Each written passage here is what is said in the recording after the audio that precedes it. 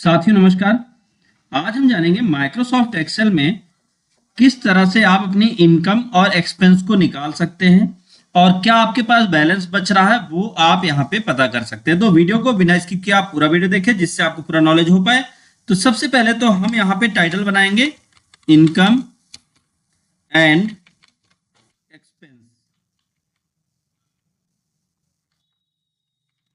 Income and expense, तो यहाँ पे हम लिखेंगे सबसे पहले इनकम और एक्सपेंस।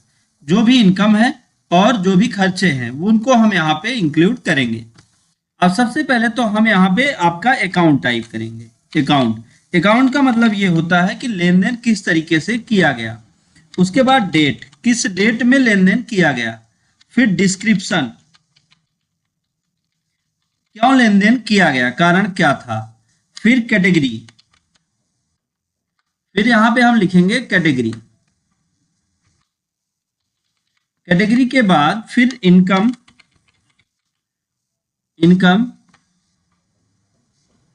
और फिर लिखते हैं एक्सपेंसेस।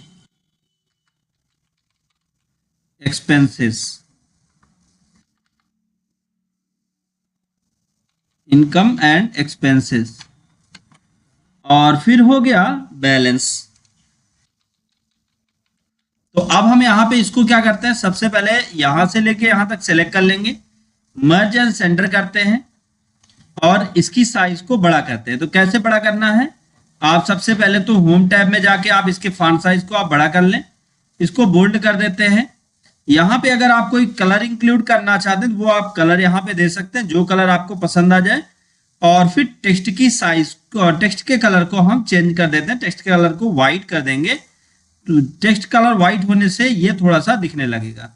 और यहाँ पर हम टेक्स्ट के कलर को ब्लैक करते हैं, सॉरी फिल कलर है, तो यहाँ पे टेक्स्ट कलर को ब्लैक कर देते हैं ऑटोमेटिक।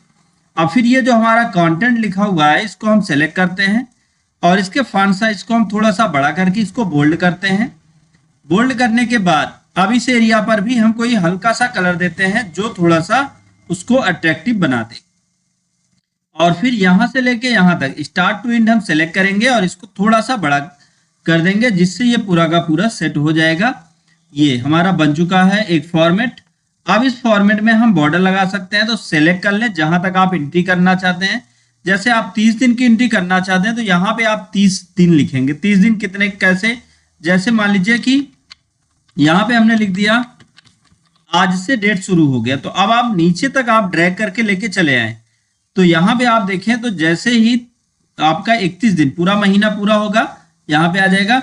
उसके बाद ये आपका अकाउंट है, तो अब यहाँ पे अकाउंट में जो ट्रांजेक्शन हो रहा है वो किस तरह से हो रहा है ये हमें यहाँ पे टाइप करना होगा। एग्जाम्पल के लिए जैसे अगर यहाँ पे मान लीजिए कि हमारा जो ट्रांजेक्शन हुआ वो हुआ चेकिंग पे, तो डिस्क्रिप्शन क्या था, मान लीजिए हमारा बिगिनिंग बैलेंस था, तो हम क्या करते हैं बिगिनिंग बैलेंस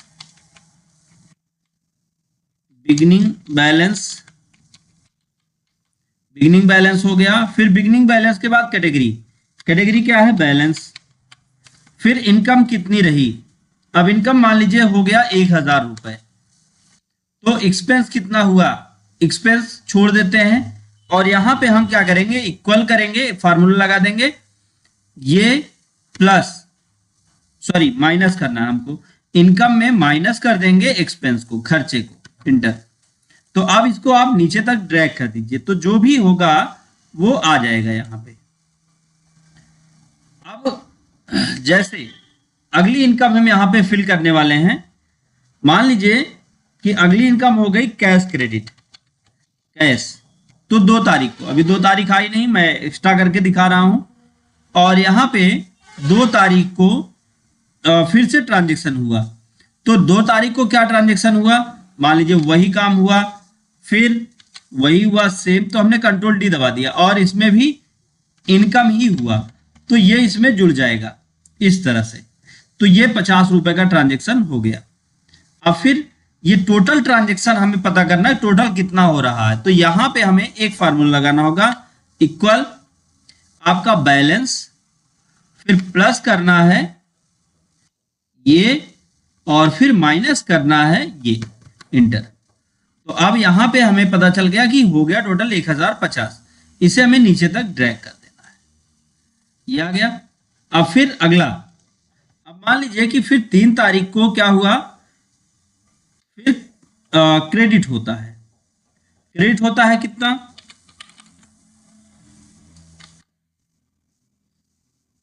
क्रेडिट हुआ मान लीजिए क्रेडिट, ये भी बिगिनिंग बैलेंस था, इसको भी बैलेंस कैटेगरी में डालते हैं। क्रेडिट जो होगा वो एक्सपेंस में जाएगा। मान लीजिए कि 200 क्रेडिट हो गया तो ये ऑटोमेटिक यहां से इसको माइनस कर देगा।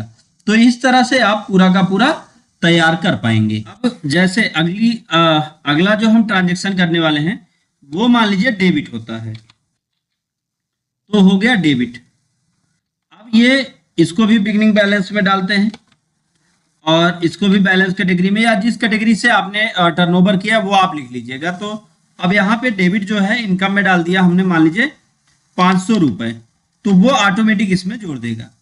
तो अब हम क्या करते हैं, इसको पूरा सेलेक्ट कर लेते हैं। 1 महीने का पूरा डिटेल हमें बनाना है, तो यहाँ पे आते हैं और फिर यहाँ पे हम ऑल बॉर्डर लगा दिए और लास्ट में आके इसको थिन बॉर्डर करते हैं। थिक बॉर्डर, थोड़ा मोटा बॉर्डर हो जाएगा। और फिर इस एरिया तक, यहां तक आके हम इसको करते हैं मर्ज एंड सेंटर और इस पे हम थिक बॉर्डर लगा देते हैं। और फिर अब यहां पे हम लिख देते हैं बैलेंस, क्या बैलेंस बचा। तो हमें क्या करना है, इक्वल आपका ये जो लास्ट वाला अमाउंट होगा वो आपका बैलेंस होगा। तो हम इंटर कर देते हैं, तो ये बैलेंस था। तो ये ऑटोमेटिक यहाँ पे तैयार हो जाएगा और इसको आप अपने अकॉर्डिंग इसके फॉन्ट साइज को आप बड़ा कर लीजिए और इसको बोल्ड कर दीजिए जिससे थोड़ा डिफरेंट लगे। अब हम देखें एक बार प्रिंट करके, तो ये हमारा पूरा कंटेंट कैसे दिखाई देता है। तो यहाँ पे आप देख लें, ये आपका पूरा कंटेंट है और जब एंट्री होगी तो इस तरह से ये दिखाई देगा। तो उम्मीद है ये आपको समझ में आया होगा। अगर वीडियो आपके लिए काम कर रहा हो, वीडियो नॉलेजफुल रहा हो, तो वीडियो को लाइक करें, ज्यादा से ज्यादा लोगों तक शेयर करें ताकि उनको भी नॉलेज मिल पाए। दोस्तों thank you so much video को अंत तक देखने के लिए।